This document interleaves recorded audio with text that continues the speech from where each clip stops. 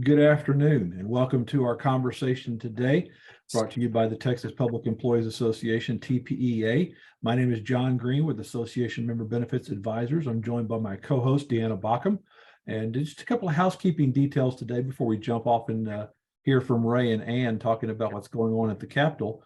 All participants are in a listen-only mode. And what that means is you have questions, feel free to drop those into the Q&A section.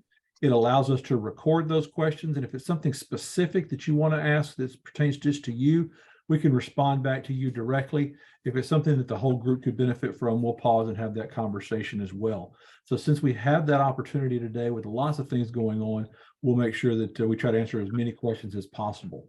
You'll also note that we do record every one of these sessions. We put them out on the TPA website behind the member screen. The member sign-in log. So if you're not a member of TPEA, I want you to grab your smartphone and open up your camera, because I'm going to show you, especially after you hear what Ann and Ray are going to share with you here in a moment, all about how you can join TPEA, because your voice matters. And what you have done collectively as a group with the TPEA staff is pretty exciting going into this year. So this legislative session. So let's talk about that. So we've got with us Executive Director Ann Bishop of TPEA, as well as Legislative Liaison Ray Amell. So Ray, you want to tell us what's going on at the Capitol right now? Because there's a lot of good news up there. Thank you, John. Yes, there's been progress on the state budget bills. You may remember, well, first of all, let me begin by saying thank you all for your service to the state of Texas. You don't get enough appreciation, and TPEA tries to let you know and wants you to know how very important the work you do or have done is to the state of Texas. In the legislative process, the two most important bills, in fact, constitutionally, the only bills that need to be passed or required to be passed are the budget bills.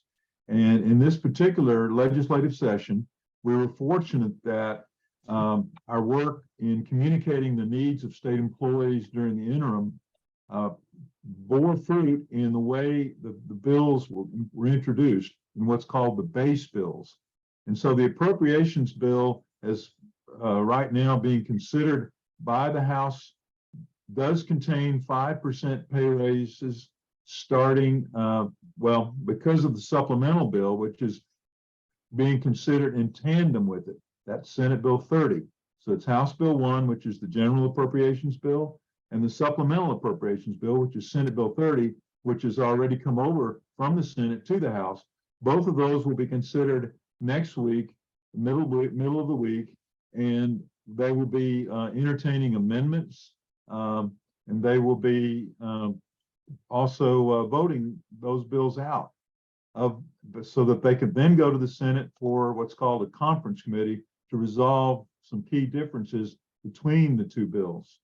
But right now, that bill does, like I said, contain pay raises of 5% each year of the biennium, and the supplemental bill calls for that pay raise, the first year's pay raise, to begin July 1, this July 1.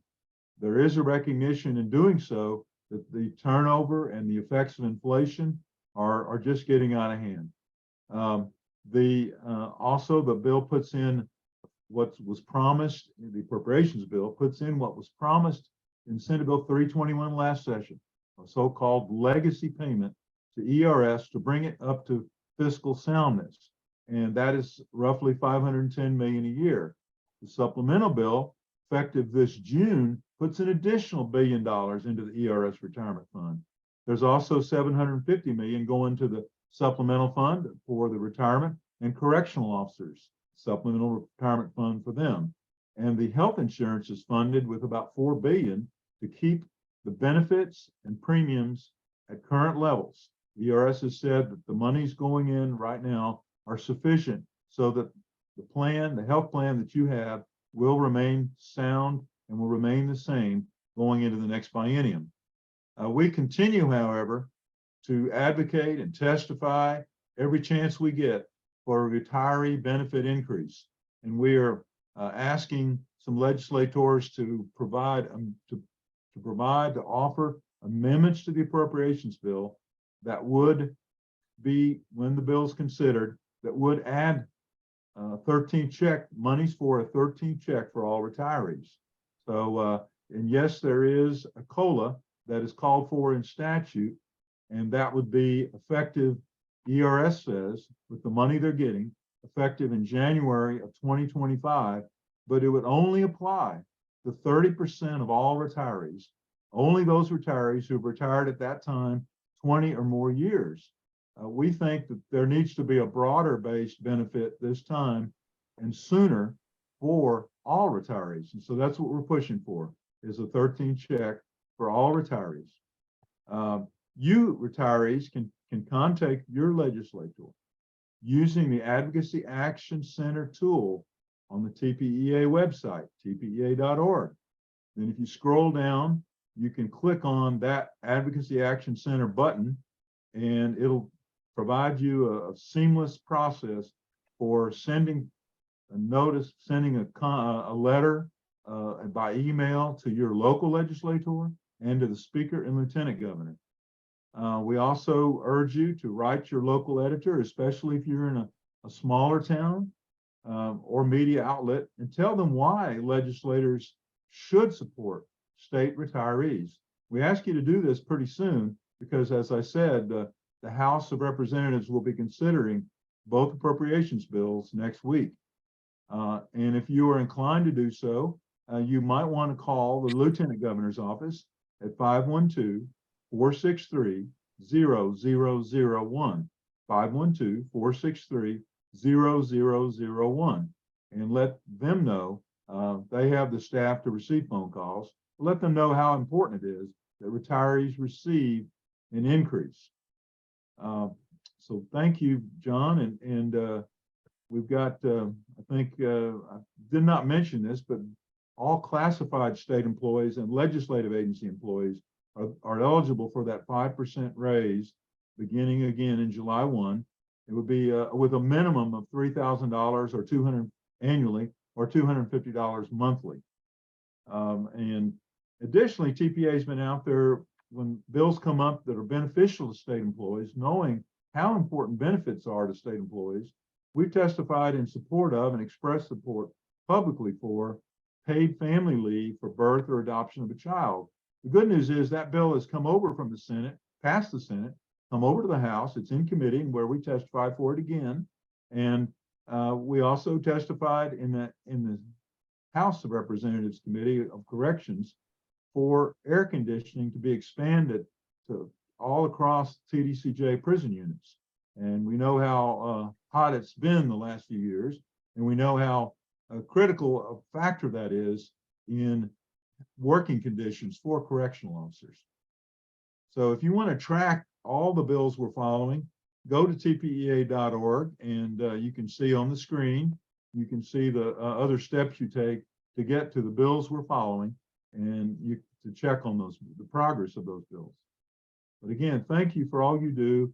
And if you do feel inclined, please move forward with some action yourself to contact your local legislator and the Speaker and Lieutenant Governor. Thank you, Ray. I appreciate that. Ann, you want to share some more on what's going on up there? Yeah, I just want to summarize because Ray gave a lot of information on what's going on. But the bottom line is for active employees, you will be receiving a pay raise at the very minimum. And there are a number of other bills in play that we are testifying on and supporting that are pro-state employee bills.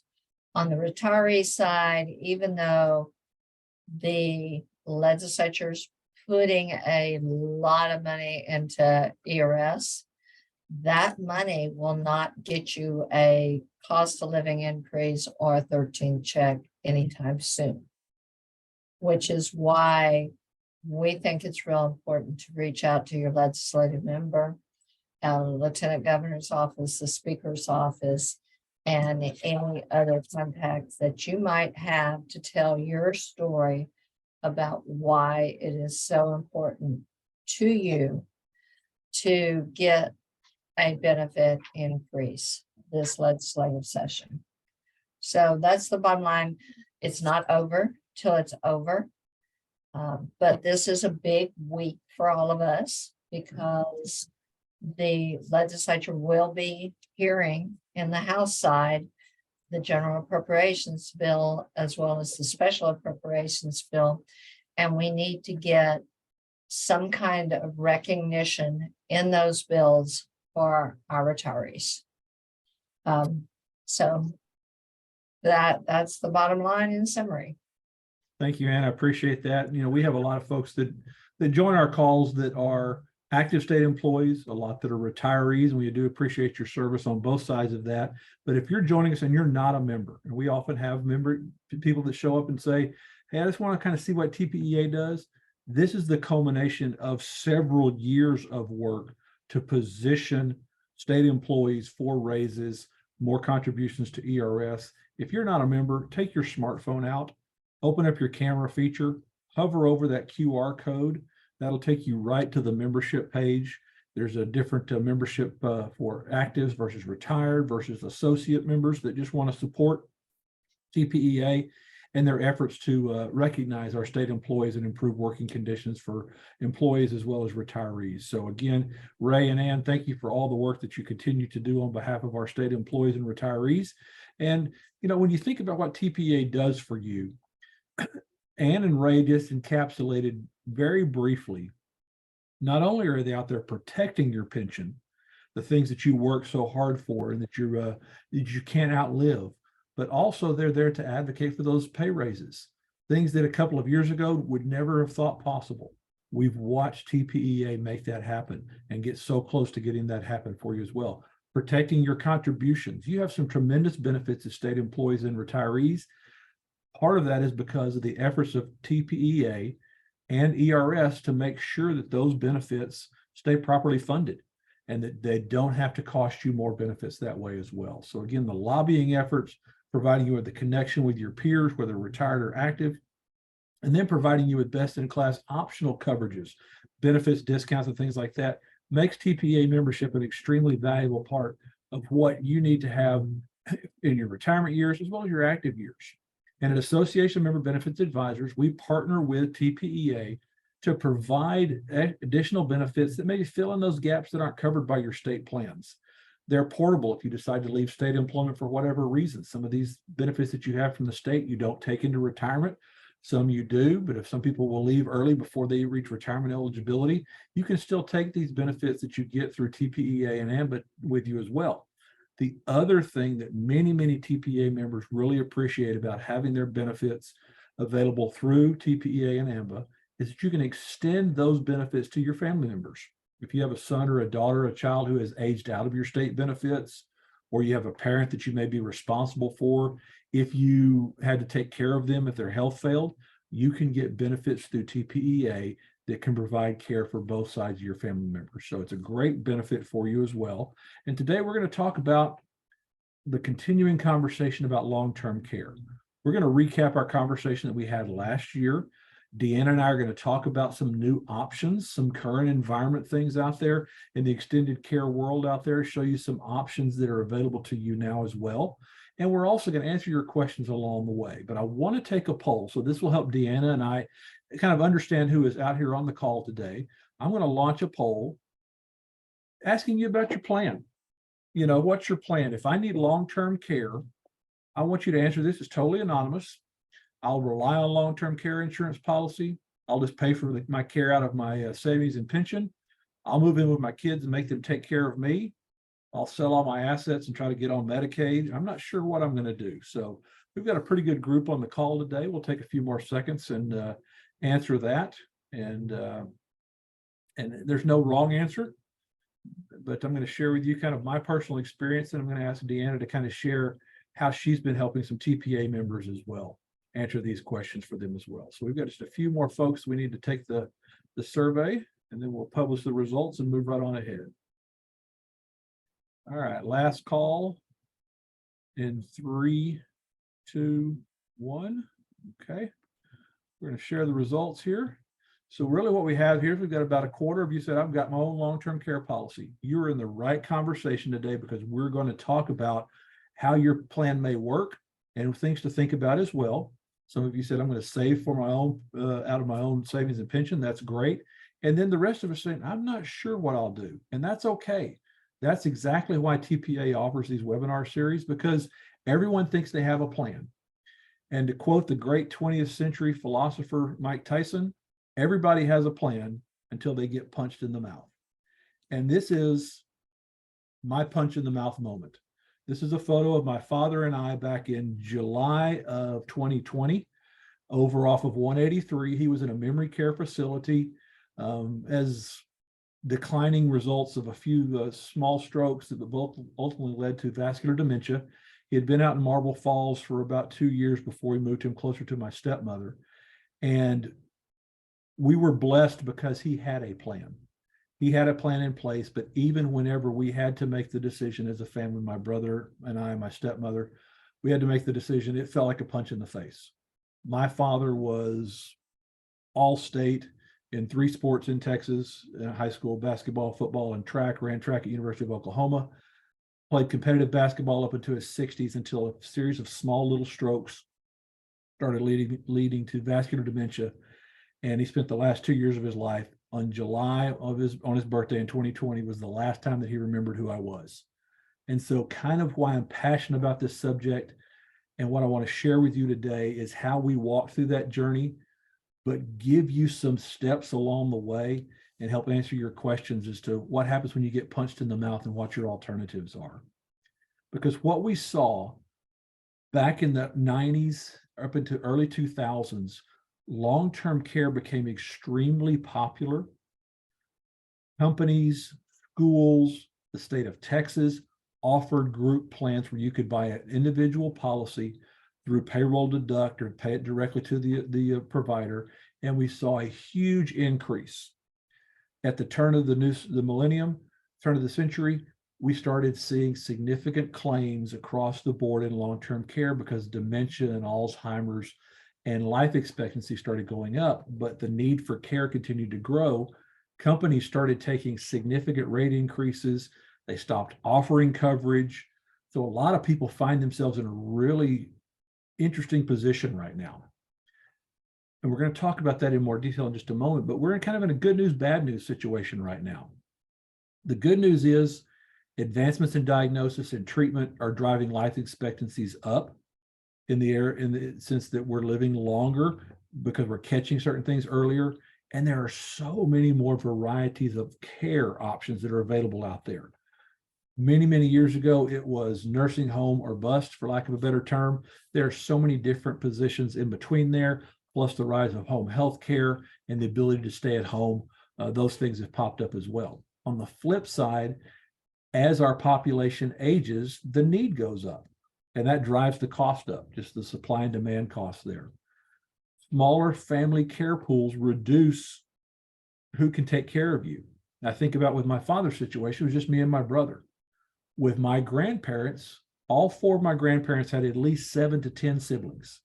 There was always somebody that could take care of somebody or take care of their parents, things like that. So you've got a smaller care pool. We're more mobile. People live all across the country. Companies started changing their policy language. I'm going to show you some of that in just a moment. Medicare has continued to make changes to save money on their side, which is taking less care away from us as the consumers.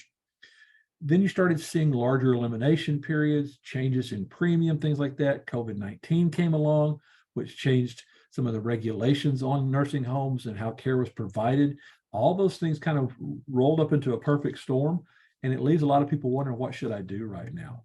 But what didn't change throughout all of this, no matter what happens with our care pool, what happens with the laws and regulations, our aging, 70% of us are going to need some form of extended care once we reach age 65.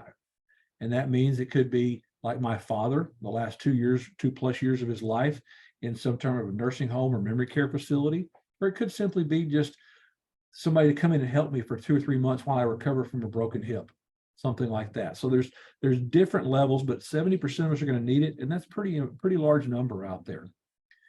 If you were with us back in February, we talked about the cost of care in Texas, and it's kind of all across the board. The new numbers haven't come out yet. I should have these updated here in about a month or so when the new numbers for 2022 come out. But those of you who live in Austin, you know the growth in Austin, the land value in Austin is causing prices for all types of buildings to go up. Same is taking place for that in the cost of care. You can see it costs about $5,200 a month to be cared for in your home with a home health aide, about $5,900 a month in a semi-private room, a private nursing home close to $9,000. My father there in Austin, as well as in Marble Falls, two nice facilities, not the Taj Mahal by any stretch, about $6,000 a month for a semi-private room. You see in Houston and DFW, the price changes a little bit different. Houston's dropped a little bit. And then you get into more rural areas. Always depends on the type of community, the distance that people have to drive, things like that. But you see, it's not cheap. It's Texas, fortunately, is one of the least expensive states for care in the nation, but it is definitely not cheap across the board. And when we talk about long-term care, we kind of put this in a conversation around making a good hamburger.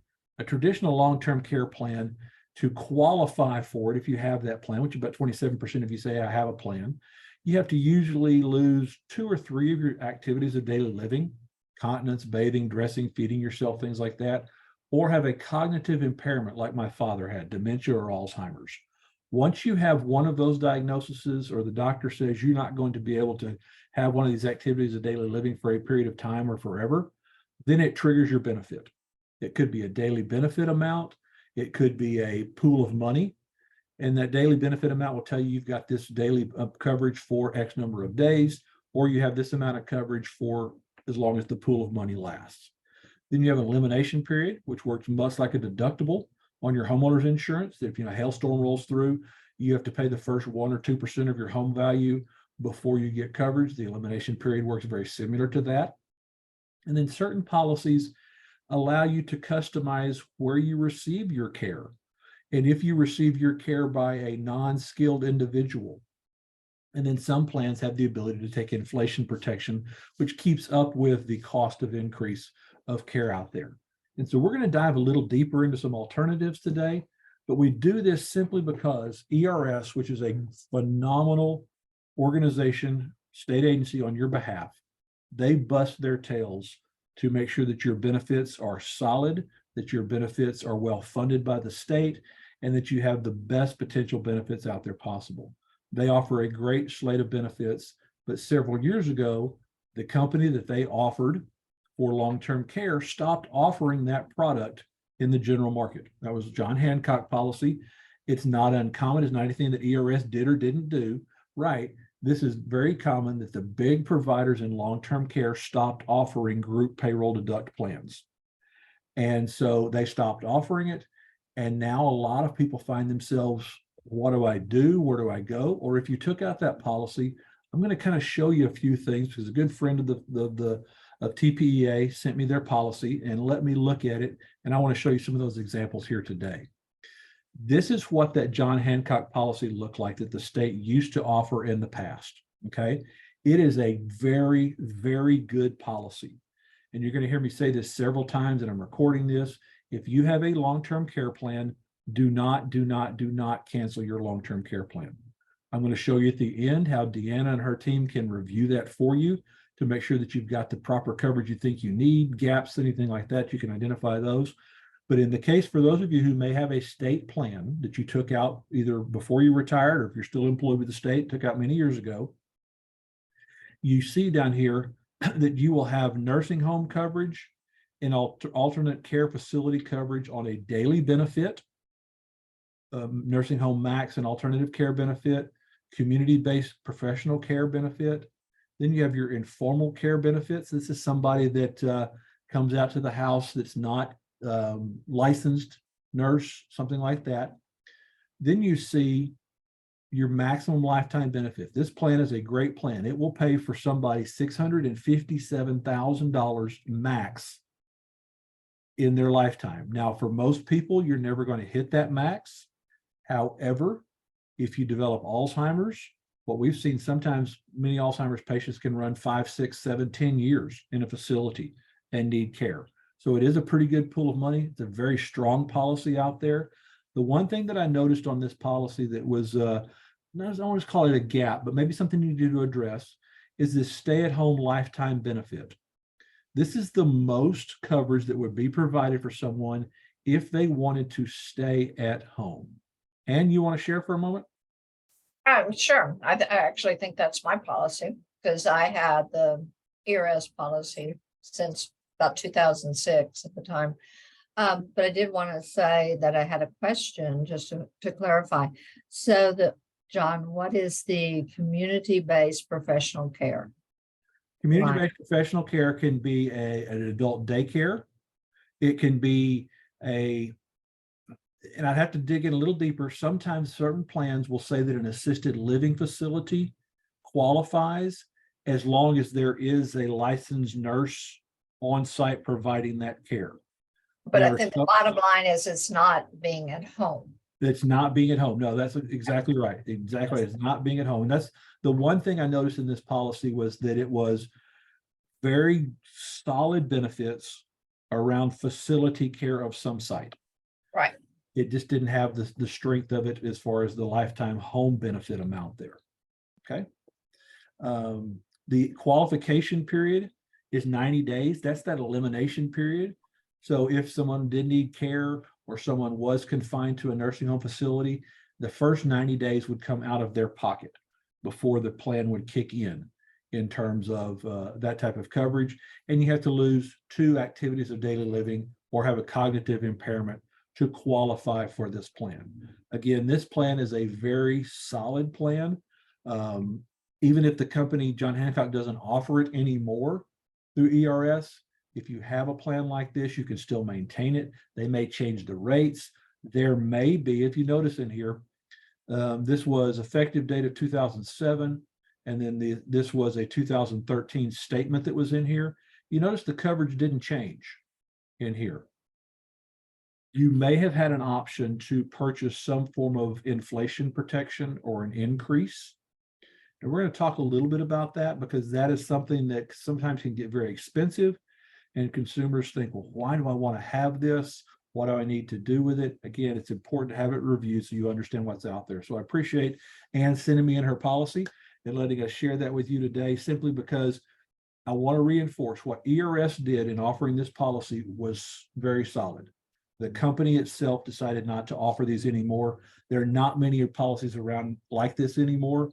Very difficult to qualify for. So if you've got one, hang on to that. So let's jump through there and talk about where people find themselves now.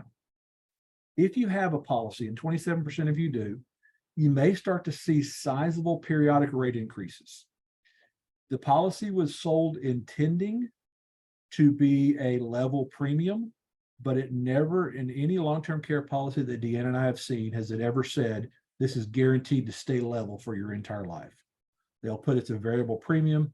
They have to apply to Texas Department of Insurance to increase premiums, and Texas Department of Insurance could make them jump through some hoops to justify it, things like that. We also see sometimes carriers will come back and say, hey, if you want to lower your coverage, we can make this premium a little lower or levelize the premium for you as well.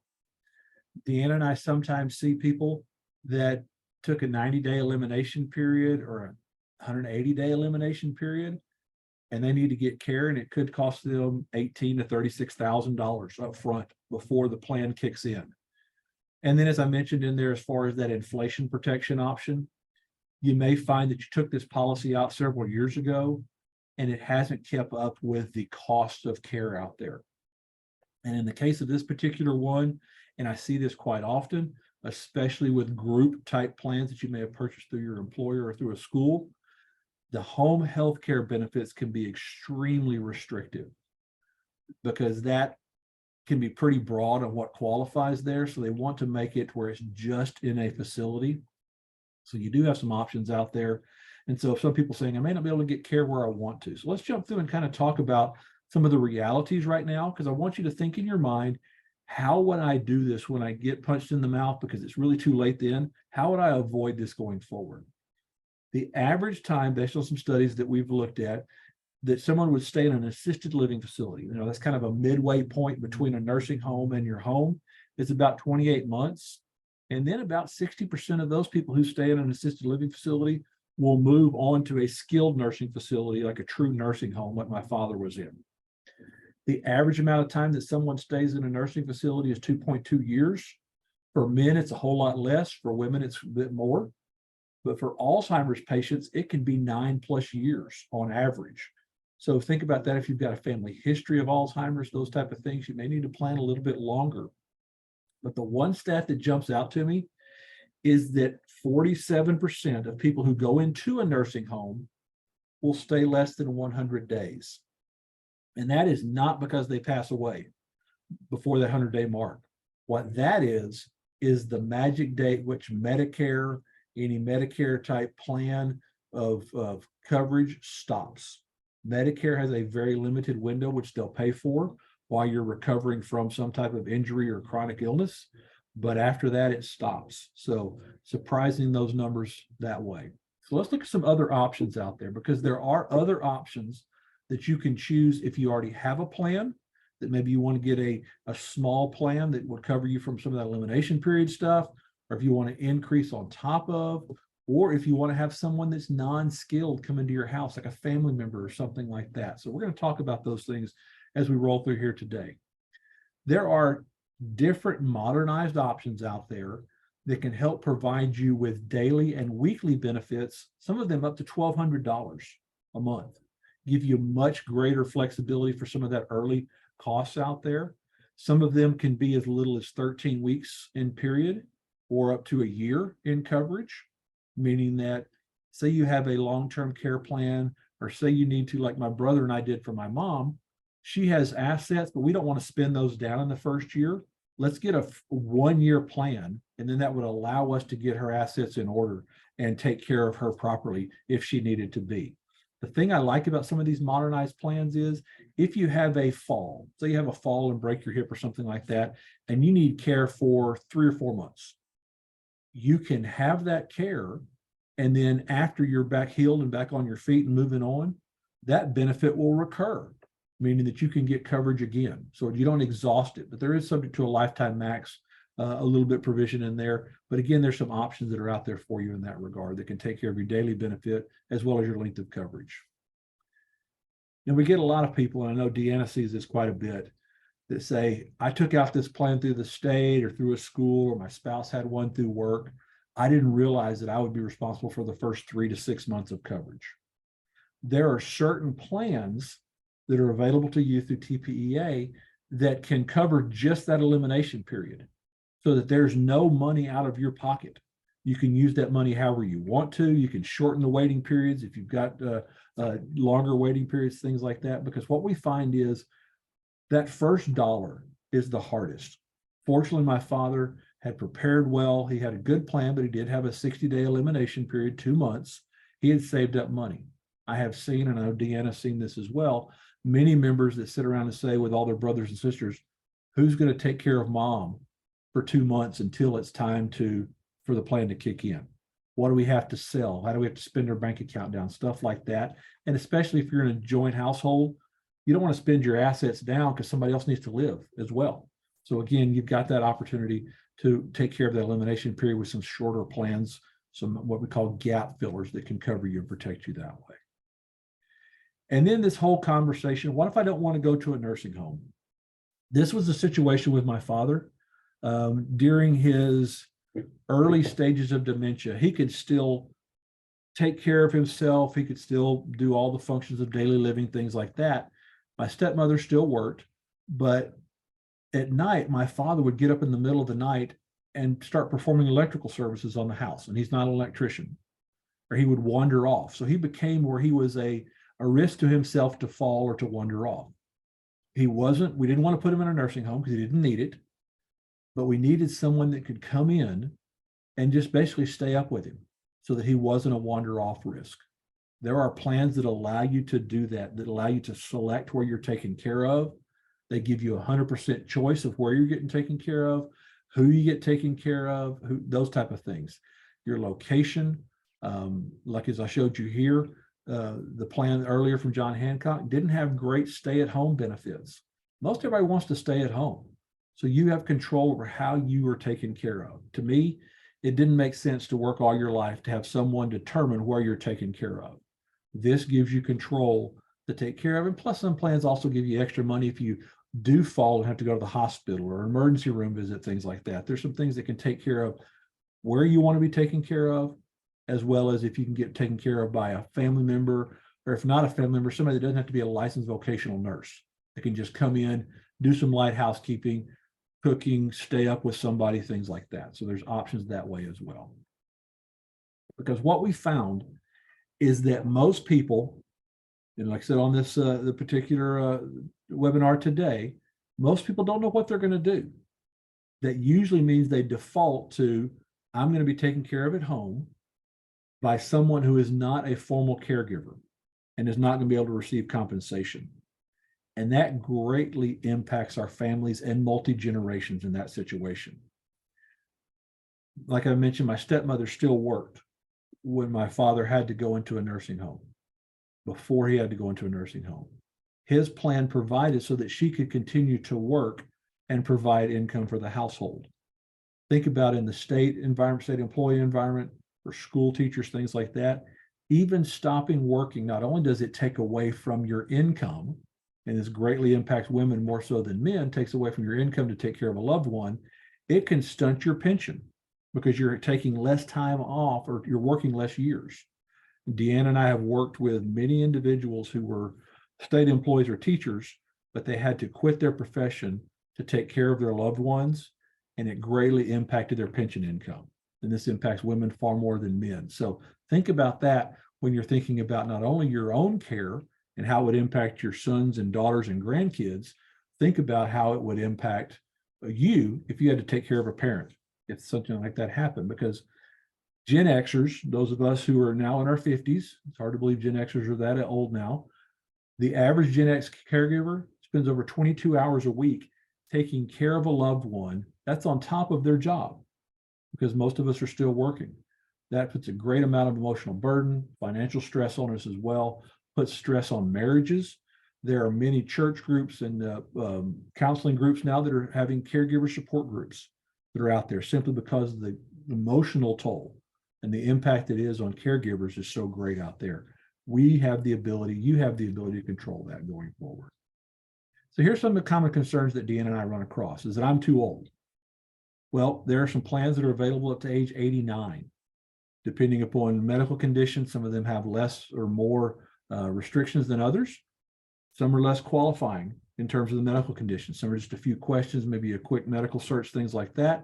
And then the biggest thing, like we said, is I have a long-term care policy and my premiums keep climbing up and up. Don't cancel. Again, this second or third time I've said this, don't cancel that policy. Let's review it. You may have some options. You may have some benefits built up in your policy that even if you financially couldn't afford it anymore, you would still have some form of coverage in your policy. Or there may be ways that you can be creative to maintain your policy, but just not have the continuing increase in premiums out there. So again, I'm going to show you how Deanna and her team can review that for you and alleviate those concerns for you. John? Yes, sir. John, just real quick, would you address the whether or not and the frequency with which these plans have coordination of benefits requirements, so that how they blend with an existing plan? Okay, absolutely. Deanna, you want to address that question on coordination of benefits? Because usually there's not one, but Deanna, you have a more technical response to that? Oops, sorry. So if I'm understanding correctly, Ray, you want to know if you already have a long-term care and you add these other products, do they coordinate together? Right. Okay. Yes, they do, because the product that we're talking about to offset your 90-day elimination or the fact that you don't have enough home health care coverage pays in addition to anything else you already have. So it's not going to make any difference at all. The nursing home or the home health care agency would be in contact with both insurance companies. I see. Okay. Thank you. And to Deanna's point, a lot of the policies have a lump sum feature in there. It gives you total control how you use that. If you want to bring in a niece or a nephew, son or daughter, if you want to use it for remodifying your home, things like that, there's a lot of different ways that you can use it. Those do not overlap in terms of reducing one coverage to get the benefit somewhere else. But that's a great question. Thank you, Deanna, for that That's a great question out there. We get a lot of questions about what happens if I have a short-term situation. Freak ice storm rolls through, have a slip and fall, break a leg, break a hip, have a knee replacement surgery, something like that. Average recovery time is 4 to 6 weeks, depending upon the hip, 3 months for knee replacements. Some of these plans would give you a lump sum that you could use for that physical therapy in your home. Somebody to come out and do that as well, on top of any medical benefits that you receive to get recovered, things like that. So it gives you that flexibility that you have out there available to you as well. There are many different ways that you can pay for extended care. As you mentioned, we've seen here today, about a quarter of you have some sort of a plan. Others will say, I'm going to use my own personal assets. Unfortunately, most of us will fall back on assistance from friends and family. We'll talk about the Medicaid program in a moment, or there are different extended care coverage packages out there that are available to you. You're going to see this QR code here and at the end. You can use your smartphone to hover over that QR code, and it can take you to more information about the different plans that are available to you, and have Deanna or someone on our team contact you as well. We've had some questions about Medicaid. So I want to be real clear about Medicaid, because it is truly a last resort situation. There was one wing in my father's facility in Marble Falls that was what I would call the Medicaid wing, for people who didn't have their own insurance or weren't private payer. They were in the Medicaid wing, excuse me. They didn't have near the patient to staff ratio, things like that, that I would have wanted to have someone that I love live there. But Medicaid is extremely difficult to qualify for. It usually has a 5-year look back period to find out, did you try to hide mom's assets? Did you try to sell your house? Stuff like that. To qualify, you've got to really pay down a significant portion of your assets, meet a poverty guideline. Most people who are on a pension don't qualify, because you would have to give your pension over to a Miller's Trust, which would say that you assign your pension to someone else. I would never want to give away my pension. That's your biggest financial asset that you have. And then in the meantime, if you do qualify, once you pass away, the state of Texas will go back to your state and try to recoup your expenses that they paid for you on behalf of what they covered for you. So again, Medicaid, especially for state employees, really won't work, mostly because your pension doesn't keep you below the poverty line to qualify for Medicaid out there. We had some of you said, I'm going to self-insure for long-term care. I'm a big Dave Ramsey fan, and he has pretty strong statements about long-term care. He says, if you got $4 million or more of net worth, you can afford to self-insure. So other than Ray on this call, I don't know if anybody's got, $4 million in assets. So, you can make the decision on that. But he, like I said, Dave's a big fan of long-term care. He talks about it because it allows you to stay at home longer. Good long-term care policies, just like with my father, allowed him to stay home probably another year before we had to make a decision. A lot of this is because we were able to bring someone in. Some homes you can modify, put pool bars in, widen doors for wheelchair ramps, things like that, those type of things. It doesn't require you to burden family and friends. My stepmother could still continue to provide for herself through work. My brother and I didn't have to pull from the college kids' college funds to pay for my dad's care because he had a plan. And it allowed him to go into his retirement years with a plan. Again, you have served our state. My grandfather, my mother, and my aunt were all state employees. You served the state so well, and we appreciate that. Go in your retirement years with a plan. Don't wait for somebody to punch you in the mouth to decide what you need to do out there. Now, we have people that say, my medical condition may not qualify me for long-term care. Are there any other ways to pay for long-term care? I'm going to give you a couple of unique options and then show you another one that I've chosen and Deanna has chosen. But one of them is if you have life insurance outside of the state. Okay, I'm not talking about your state provided life insurance benefits. If you have a life insurance policy outside of the state, I'd encourage you to look in it. You may have a provision or a rider in the policy that says you can accelerate some of your benefits for long-term care. It could be up to half of the face amount or a certain dollar amount. To give you an example, you got a $200,000 life insurance policy. It may tell you you can use $100,000 of that for long-term care before you pass away. Then after you pass away, your beneficiaries would receive the other half of the policy. The thing to note about this is usually it is just for nursing home care. It doesn't qualify assisted living or it doesn't qualify for home care. That's an option there. There's another TPEA endorsed tax deferred asset protection plan. I'm going to show you that in just a moment. That would allow you to set aside some of your nest egg money. And if you needed it for long-term care, it could pay out extra or allow you to accelerate those funds, that type of thing as well without penalty. Both of those are strategies if you have health issues or you're just kind of concerned about, do I need to allocate monies toward long-term care? A couple of other options that are out there, especially for you state employees that have your Texas Saver plan. One is once you reach a certain age, you can use your required minimum distributions, your RMDs, to fund a long-term care plan.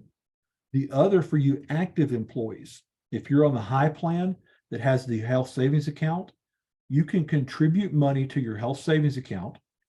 That health savings account, you can use those funds, so you've already not paid taxes on that. You can then purchase a long-term care plan, a qualified long-term care plan, tax-free, and receive the benefits tax-free. So it's really kind of a cool way for you state employees who have an HSA plan to prepare for your future and save a significant amount of money on taxes. So that's a real neat way if you're active.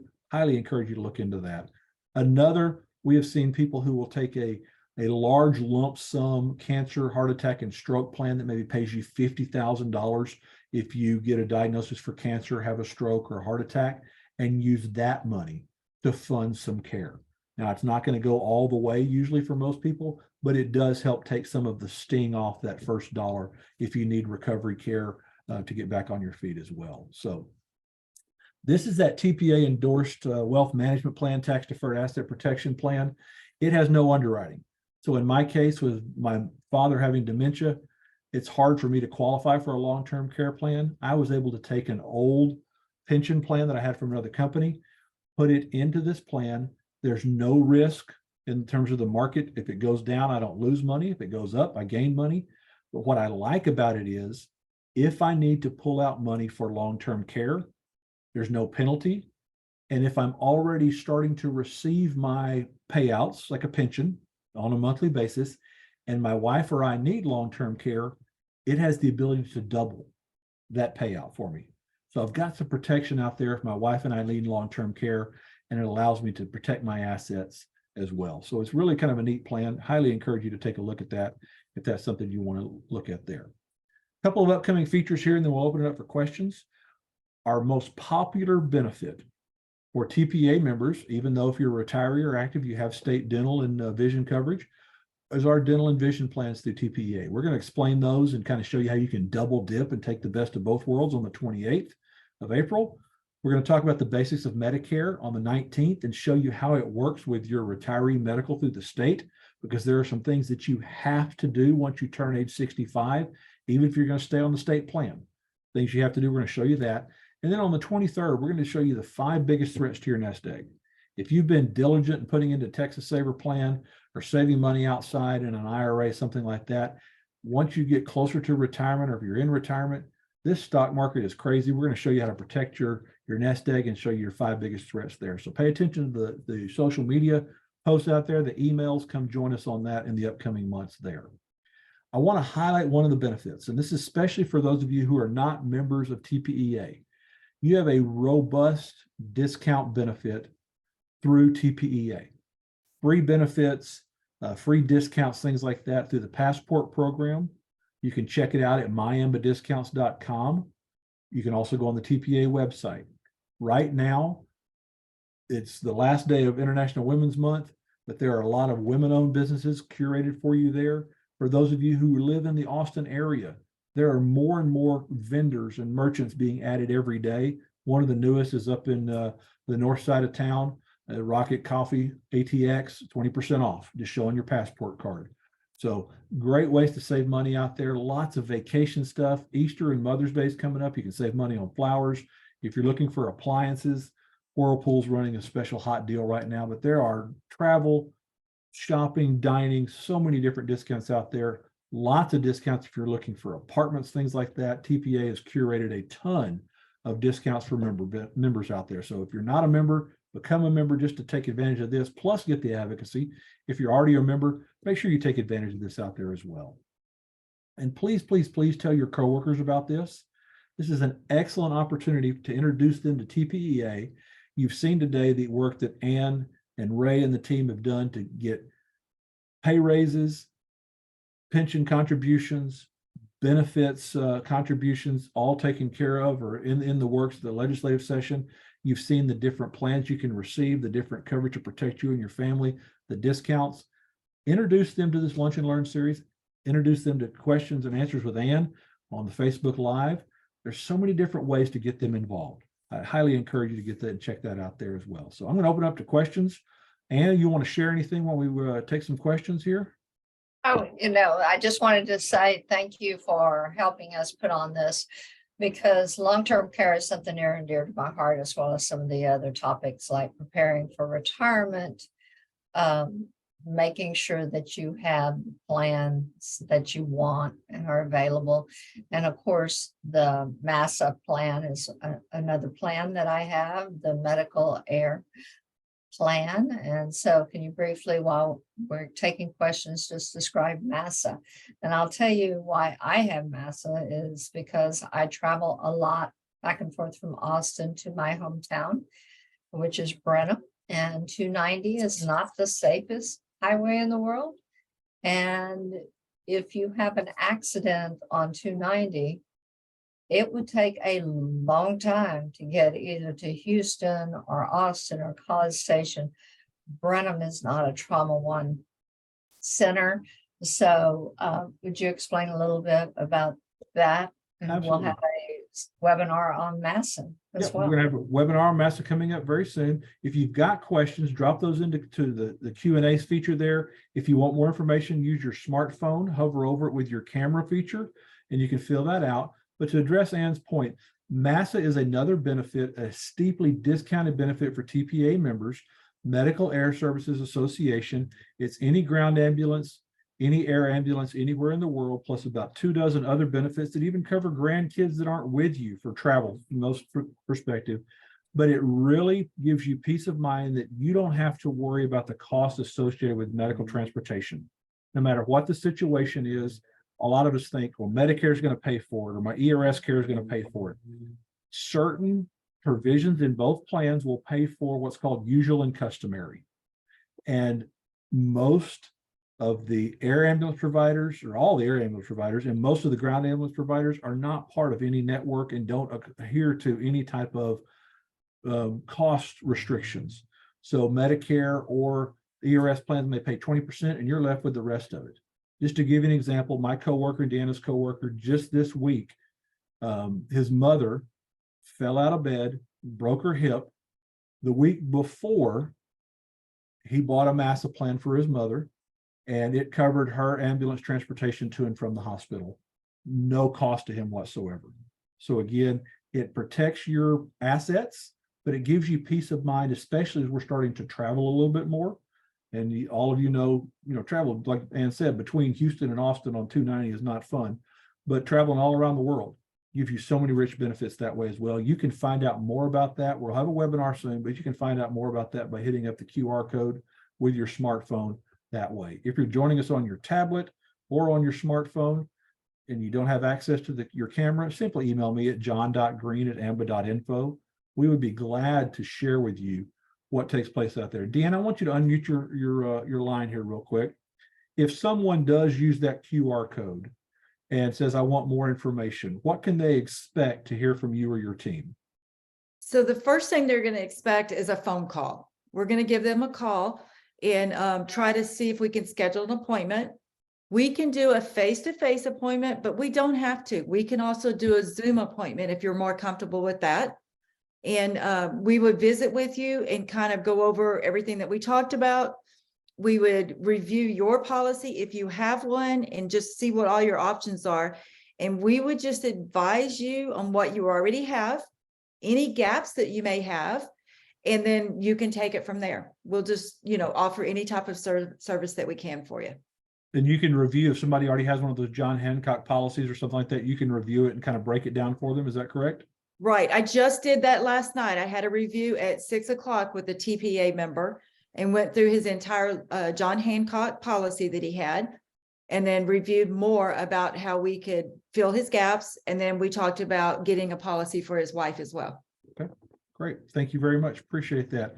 Again, if you've got some questions about different things, feel free to drop it in the Q&A. We'll answer those. We'll hang on for a few more minutes. We're coming up to the top of the hour. But thank you all very much for joining us today. We'll leave the screen up for a while. Ann and Ray, I know it's a tag team. One of you's headed to the Capitol here in just a second. And next week should be a lot of fun. So keep us posted. I would encourage everyone to go out and follow them on social media, follow TPEA, so that you can find out the latest of what's taking place and how to get action, especially you retirees right now. Ann and Ray mentioned about contacting Lieutenant Governor, letting them know about needing a 13th check and how to help retirees. So highly encourage you to do that. Ann, I'll let you have the last word before we wrap it up here. All right, well, thank you very much. We do appreciate everybody's service that is on the webinar. And just as a quick reminder, if you join the webinar live, that's great. If you know somebody who wants to view this webinar afterwards, we do post it and put it behind our paywall. So you have to be a TPEA member to actually view it later. But whether you're a TPA member or not, subscribe to our email and you get email updates, issues that are important to you. So thank you, Amba, John, Deanna, and thank you all for your service. We appreciate you. And we'll see you soon. Take care, everyone. Thank you, John. Thank you.